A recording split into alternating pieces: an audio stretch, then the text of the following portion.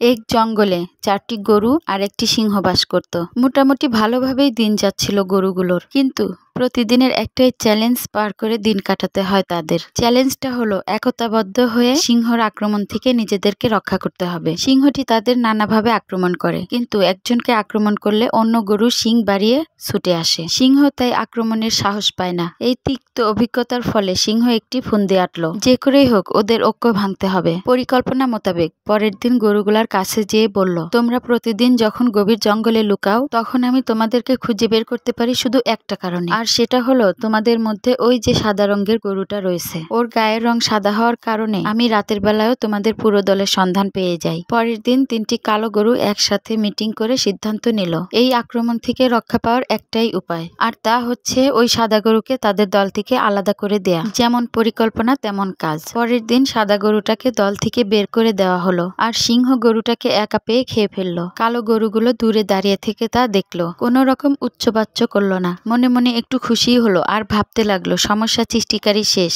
এবার শান্তি। কিছুদিন পর সিংহ আবার আক্রমণ শুরু করলো। তার পরের টার্গেট কালো 3টা গরুর মধ্যে সবচেয়ে দুর্বল গরুটা। সে ফন্দি মোতাবেক দুর্বলটাকেই আক্রমণ করলো। আগে 4টা গরু থাকার কারণে চারদিক থেকে আক্রমণ প্রতিহত করা যেত। এখন একটা গরুকে আক্রমণ করলে বাকি 2টা গরুকে অনেক রিস্ক নিয়ে আক্রমণ প্রতিহত করতে হয়। এরপর থেকে সিংহ শুধু দুর্বল গরুকে আক্রমণ করতে লাগলো। দিন 10 পর সিংহ ফন্দি করে গরুগুলোর কাছে যেয়ে বলল, দেখো, তোমাদের মধ্যে বড় ও শক্তিশালী গরু 2টা, আক্রমণ করার শক্তি আমার নেই, তবে আমি যতদিন আছি এই দুর্বল গরুকে প্রতিদিন আক্রমণ করব। ওর জন্য তোমরা প্রতিদিন কষ্ট করো কেন? তোমাদের সাথে তো আমার কোনো সমস্যা নেই। তখন শক্তিশালী গরু দুজন মিটিং করে বলল, সিংহ তো ঠিকই বলেছে, ও তো শুধু ওই একজনকেই প্রতিদিন আক্রমণ করে, তাহলে ওর জন্য আমরা কেন প্রতিদিন এভাবে কষ্ট করব আর ছুটাছুটি করব? গরু দুটো তখন দুর্বল গরুটাকে এক ঘরে করে দিয়ে আলাদা করে দিল। সিংহ দেখলো তার বুদ্ধিতে কাজ হয়েছে।